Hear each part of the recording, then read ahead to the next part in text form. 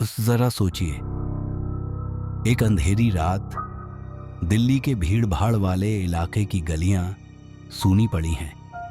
छतों पर सो रहे लोग अचानक चीखते हुए उठ जाते हैं।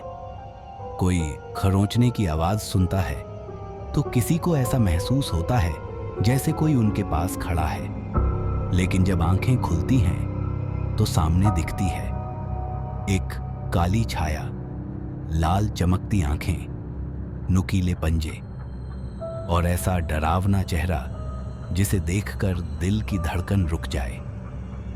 यह कहानी है 2008 के दिल्ली की, जब काला बंदर नाम की रहस्यमयी आकृति ने पूरे शहर को अपनी दहशत में जकड़ लिया था।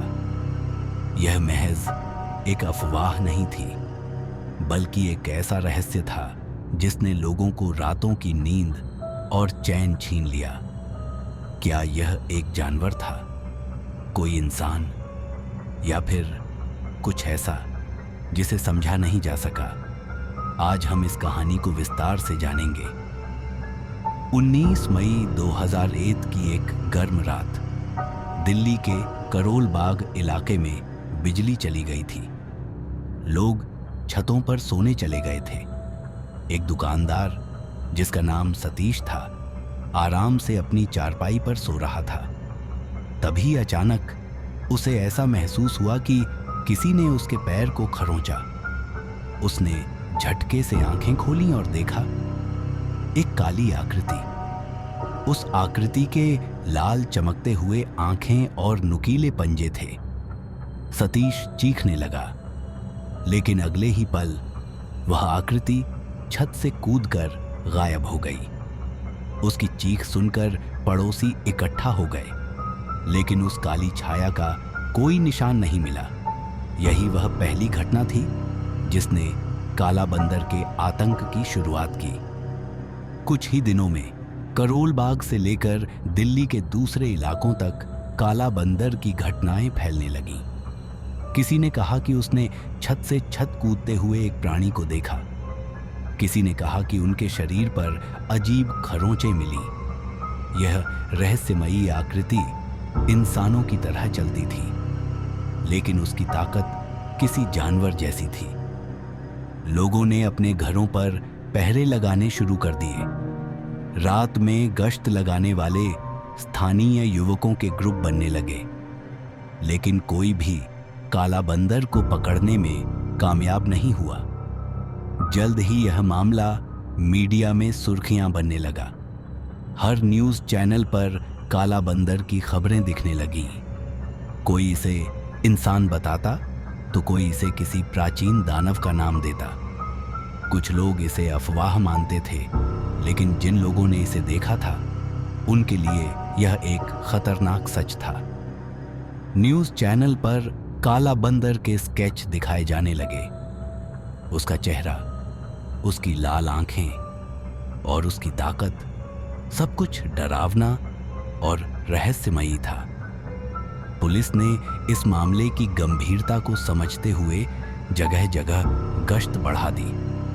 वैज्ञानिक इसे मास हिस्टीरिया या मानसिक भ्रम का नाम दे रहे थे। उनका कहना था कि शायद यह सामूहिक डर और अफवाहों का नतीजा है। लेकिन सवाल यह था कि इतने सारे लोगों को चोटें कैसे लगीं, और वह अजीब आकृति छतों से कूदकर गायब कैसे हो जाती थी। जुलाई 2008 में एक रात रोहिणी इलाके में एक परिवार पर काला बंदर ने हमला किया। परिवार के छोटे बच्चे के चेहरे पर गहरी खरोंचें मिली। माता पिता ने दावा किया कि उन्होंने उसे अपने कमरे में देखा। पुलिस को बुलाया गया, लेकिन जब तक पुलिस वहां पहुंची, वह रहस्यमयी आकृति फिर से गायब हो चुकी थी। यह काला बंदर की आखिरी घटना मानी जाती है। इसके बाद दिल्ली में यह आतंक अचानक रुक गया, जैसे वह रहस्यमयी प्राणी कहीं गायब हो गया हो। आज भी लोग इस सवाल का जवाब ढूंढ रहे हैं। क्या काला बंदर सच में एक जानवर था, या यह किसी इंसान की चाल थी? क्या यह एक सामूहिक मानसिक भ्रम था, या फिर कुछ अलौकिक ताकत? इसका जवाब आज तक किसी के पास नहीं है। लेकिन एक बात तय है, 2008 की वह गर्मी दिल्ली के लोगों के लिए केवल मौसम नहीं, बल्कि एक खौफनाक याद बनकर रह गई। जरा सोचिए, अगर आज रात काला बंदर आपके दरवाजे पर दस्तक दे तो आप क्या करेंगे? क्या यह डर फिर से लौट सकता है? क्या आप इसे अफवाह मानकर नजरअंदाज करेंगे या फिर आपकी सांसें थम जाएंगी? यह थी काला बंदर की सच्ची कहानी, जिसने 2008 में दिल्ली को हिलाकर रख दिया था। ऐसी ही और रहस्यमयी और डरावनी कहानियों के लिए हमारे चैनल को सब्सक्राइब करें। यह है जरा सोचिए। अगली बार फिर मिलेंगे एक और अनसुलझे रहस्य के साथ।